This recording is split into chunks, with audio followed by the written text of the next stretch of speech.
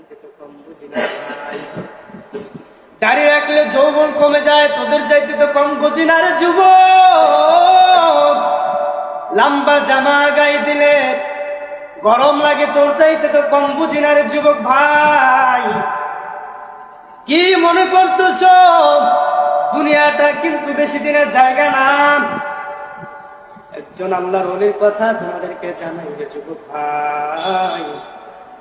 বড় পীর আব্দুল কাদের জিলানী রহমতুল্লাহ আলাইহি রাস্তা দিয়ে হাঁটতেছেন, এমন সময় একটা কুকুরের সাথে দেখা। কুকুর বড় পীর আব্দুল কাদের জিলানী রহমতুল্লাহ আলাইহিকে জিজ্ঞেস করলেন, ও আব্দুল কাদের জিলানী, বলো তুমি ভালো নাকি আমি ভালো? বড় পীর আব্দুল কাদের জিলানী রহমতুল্লাহ আলাইহি তিনি মুরাকাবায় বসে গেলেন। বললেন, এ কুকুর, এ প্রশ্নের জবাব আমি দিতে পারবো না। তার কারণ আমি যদি এখন বলি কুকুর তুই ভালো, তাহলে কোরআন আয়াত উল্টা হয়ে যাবে। আর যদি বলি কুকুর তুই বড় খারাপ আর আমি ভালো, তাহলে তো অহংকার আসিয়া যাবে।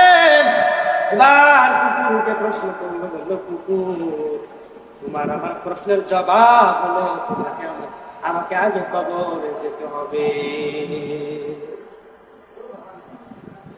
এভাবে হাফিজুর রহমান সিদ্দিকী আলোচনা। এরপর আরেকজন বক্তা আছে হাবিবুর রহমান যুক্তিবাদী। আমার নবীজি মক্কা থেকে মদিনায় যখন হিজরত করার জন্য রওনা দিলেন, আবু বকরের দরজায় গেল, করেন, এ আবু বকর, আজকে মক্কা থেকে মদিনায় হিজরত করে চলে যেতে হবে। আবু বকর সঙ্গে সঙ্গে দরজা খুলে ফেললেন। নবীজি বললেন, আবু বকর তুমি কি রাতের বেলা ঘুমাও? আবু বকর, ইয়া রাসূলুল্লাহ, ইয়া হাবিবাল্লাহ, আমি যেদিন থেকে শুনেছি আপনি মক্কা থেকে মদিনায় হিজরত করে চলে যাবেন, ইয়া রাসূলুল্লাহ, ইয়া হাবিবাল্লাহ, আমি সেদিন থেকে কোনদিন আমার বিছানায় লাগাই নাই। নবীজিকে সাথে নিয়ে আবু বকর সহ যখন মদিনায় চলে যায়, আবু বকর ডাক দিয়ে কয়, ইয়া রাসূলুল্লাহ, ইয়া হাবিবাল্লাহ, ওই যে কাফেরদের পা মোবারক দেখা যায়, আমরা তো দুইজন, আমাদের সাথে তো কেউ নাই। নবীজি ডাক দিয়ে কয়, আবু বকর, আমরা দুইজন না, আমাদের সাথে একজন আছেন, তিনি কে? এভাবে আলোচনা করেন হাবিবুর রহমান যুক্তিবাদী। এরপরে আরেকজন বক্তা আছে চরমনায় পীর সাহেব। ও পর্দার আড়ালের মা বোনেরা, ও যুবক ভাইরা,